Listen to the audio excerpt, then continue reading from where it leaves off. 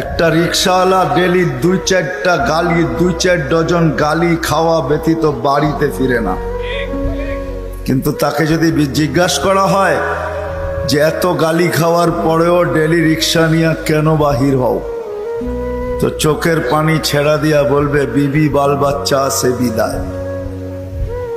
একটা বাপ বহুত কষ্টের পরে একটা ছেলেকে মানুষ বানায়, সত্য তো? কেমন মানুষ যে মা 10 মাস পেটে রাইখা কষ্টের স্তূপ জমাইতে জমাইতে হিমালয়ের চেয়ে বড় করে দিল। একটা বাপ সন্তানের পিছে খাটতে খাটতে খাটতে খাটতে নিজেকে বৃদ্ধ করে দিল, যৌবনটা হারায়া দিল। আমার সমাজে তাকাইলে দেখা যায় ওই মা বাবাই এখন বৃদ্ধাশ্রমে বাস করে। বলেন এটা কেমন মানুষ? কেমন মানুষ? কাগজে কলমের মানুষই তো বলতে হবে। কাগজে কলমের মানুষ যদি না হইতো তাইলে তো ইমাম শাফি রহমতুল্লাহ আলাইহির মতোই হইতো। সারা দিন পরিশ্রম, বাবা ছিলেন না, বিধবা মা ছিলেন, সারা রাত্র মার পায়ে তেল মালিশ করতেন আর পাও টিপা টিপা ঘুম পড়াইতেন। মাঝে মাঝে খুশিতে পায়ের তালুতে চুমা দিতেন, চুমা। মা কাইপা উঠতো আর বলতো আমার পায়ের তালুতে চুমা কেন? তো বলছে তোমার পায়ের তালুতে চুমা দেই না, আমি তো আমার জান্নাতে চুমা দিয়া স্বাদ নিতেছি, স্বাদ। তাইলে সন্তান এমন মানুষ হতো। শুধু কাগজ কলমে মানুষ হইলে মানুষ হয় না। যদি হইতো তাহলে 2টা চিত্র দেখাইছিলাম যে মা বাবা এত কষ্ট করার পরেও সন্তান কোনোদিন বৃদ্ধাশ্রমে রেখা আসতো না। সন্তান কোনোদিন মা বাবার সাথে বড় বড় চোখ দেখাইতো না, মা বাবার সাথে কোনোদিন চিৎকার দিয়া কথা বলতো না, চোখে চোখ রেখা কোনোদিন বলতো না।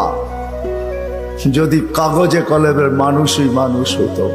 না না, কাগজ কলমের মানুষ মানুষ হয় না, নিজেকে মানুষের মতো মানুষ বানাইতে হয়। মানুষের মতো মানুষ বানাইতে হয়। এই জন্যই প্রত্যেক ব্যক্তি নিজেকে মানুষের মতো মানুষ বানাইতে পারে। আপনি বলবেন 100টা দিয়া কি করে বানাবো, সুযোগই বা কোথায়? এই জন্যই মনে হয় আল্লাহ ভালোবাসার বশীভূত হয়ে ভালোবাসায়, এটাও ভালোবাসার নিদর্শন। আল্লাহ ভালোবাসা বলতেছে 100টা দ্বারা তুই মানুষ হইতে পারবি না। হায় হায়, ভালো যখন বাইসাই ফেললাম তাহলে 100টা আর তোর থেকে রাখবো তো রাখবো কেন?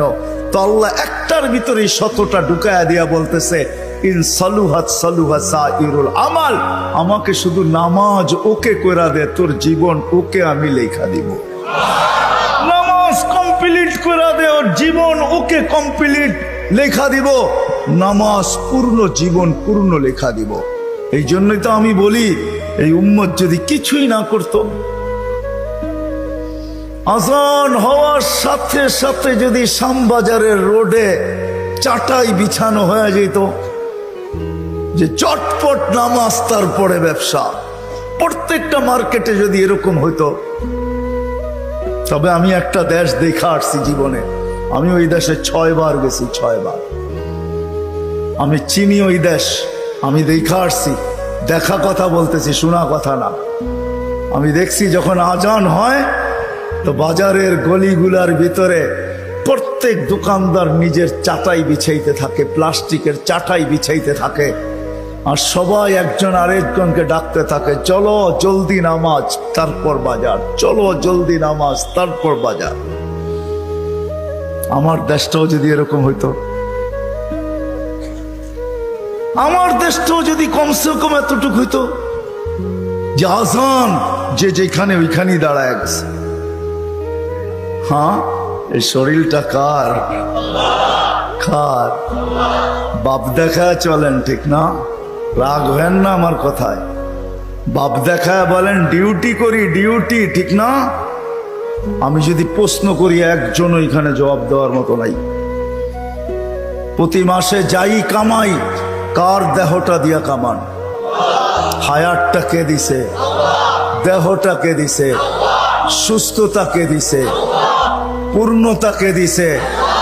কামানের মতো যোগ্যতা আপনার ভিতরে কে দিছে? একজন এই পুরা এলাকায় নাই। ঢাকা শহরে পাওয়া যাবে কিনা যে মাসের শেষে যা কামায়, 5,000 কামাক আর 500 কামাক, 100 টাকা হাতে নিয়ে উঁচা করে বলে, মালিক তোর দেওয়া দেহটা দিয়া কামাইলাম, এই 100 টাকা তোকে দিলাম, নিয়ে নে। একজন ওইখানে নেই।